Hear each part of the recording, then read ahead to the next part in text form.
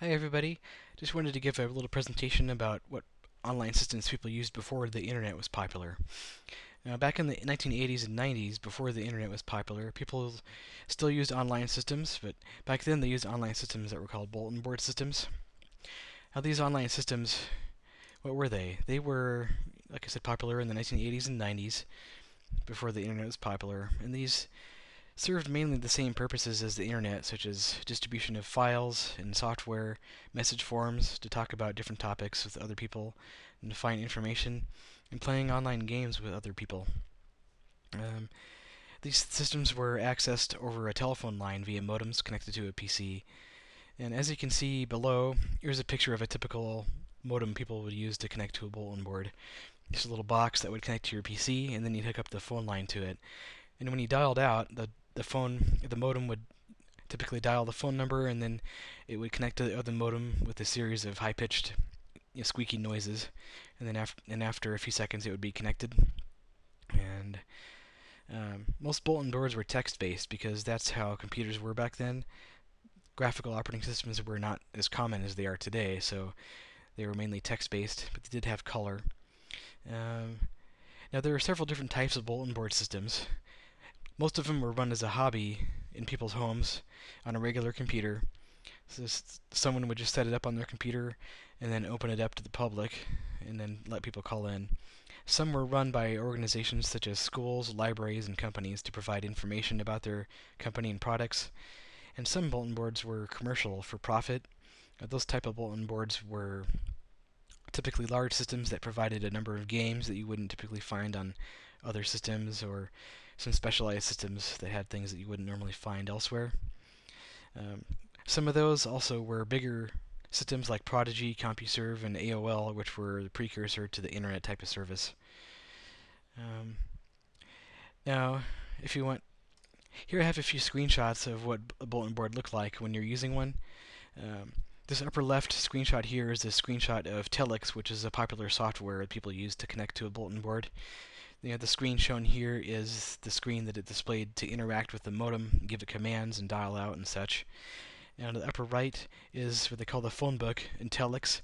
This phone book contained lists of bulletin boards that you called frequently. So if you wanted to dial a bulletin board, you'd bring this up and then choose one, and then it would dial the modem and connect. At the lower left screenshot here shows downloading a file from a bulletin board using Telex.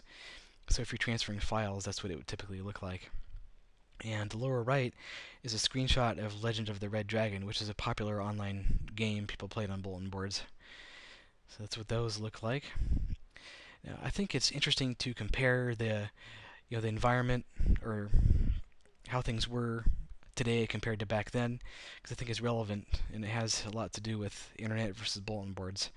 Now, today, everybody uses the internet, and the internet is big and worldwide, so it's this big online community. It's all public, it's everywhere. Whereas bulletin boards in the 80s and 90s were typically small systems that people dialed locally. Because most of the users on a bulletin board were in the same city because people didn't want to have long distance phone charges. So the community on a bulletin board were all people that were local. And some bulletin boards would even have meetups to let the users of the bulletin board meet in person. And sometimes they'd have games and go to a restaurant or whatever, or even at someone's house they would meet up and just hang out and have fun. Um, Another difference is that today pretty much everybody has a computer of some sort, whether it be a desktop computer or cell phone or tablet or something. So everybody's always connected today. Whereas back then, home computers and personal computer devices were still fairly new and even unknown to some people. So there were a lot of people that just didn't have a use for a computer, and then people who did use computers were hobbyists or just people who were interested in technology and could see what they could be used for. There are also mainly businesses that used computers back then, not so much people at home. So the environment back then was computers are more of a hobbyist thing. So people were doing this online thing as mainly as a hobby, just to have fun. Now you might be wondering what a bulletin board looks like on the system it's running on. So if someone wants to start a bulletin board, they would typically download a BBS software package and set it up on their computer and let it run. Now this is a screenshot here of a typical bulletin board program. I apologize that it's blurry. I just That's mainly because it's low resolution, but when a bulletin board software was running, that's what it would typically look like. It'd have a window that shows the status if someone was online or not, and the system it's running on, um, and some other status about the system. So this particular screenshot is for a software package called Remote Access, which was one of the more popular bulletin board software packages back in the late 80s and mid 90s. Um, Now, bulletin board softwares and bulletin boards actually still exist today. You can set one up and run one, even on Windows, Linux, and Mac. And those bulletin boards typically operate on the internet via a protocol called Telnet. So here I have a screenshot of bulletin board software called Synchronet running within Windows. This is a status screen showing it waiting for connections, and then the Synchronet software also has other servers like Mail, FTP, Telnet, and others. So if you're running Synchronet for a bulletin board, this is what the Synchronet software looks like when it's waiting for connections. So now I wanted to give a demo of what a bulletin board looks like when you're using one. So I'll use this program called Netrunner. This is a Telnet bulletin board connection software. So this connects to bulletin boards using Telnet online. So I'm going to bring up the phone book here, and I'm going to connect to my bulletin board and log in. So now I'm connected. Now I'm presented with this login screen. So this has options such as creating a new user account, using the guest account, emailing me, or logging in with an existing account. So I'm going to log in with my account here, enter my username and password. Okay, so now I'm logged in, and my bulletin board displays this Deep Thought, which is from Saturday Night Live, and every day my board chooses a new one of these. And then it asks me if you want to see the news. I'll skip that. Now these are some bulletins that I have here, which has things like game scores and other news that I might choose to put up here. And I'm going to continue, and it shows the last some people who called. And another thing is bulletin boards are menu driven, so it shows you a menu, and you have to choose an option from the menu to do something. So this is my main menu. It has options such as going to email, checking statistics, choosing user preferences, other miscellaneous things like checking bulletins and news and callers. And I have some of the games on here too. And then there are other commands such as navigating to other menus and things like that. So, for example, if you wanted to read messages, you can navigate to the message menu. And on here, there are options for moving to different message areas and reading messages and that kind of thing.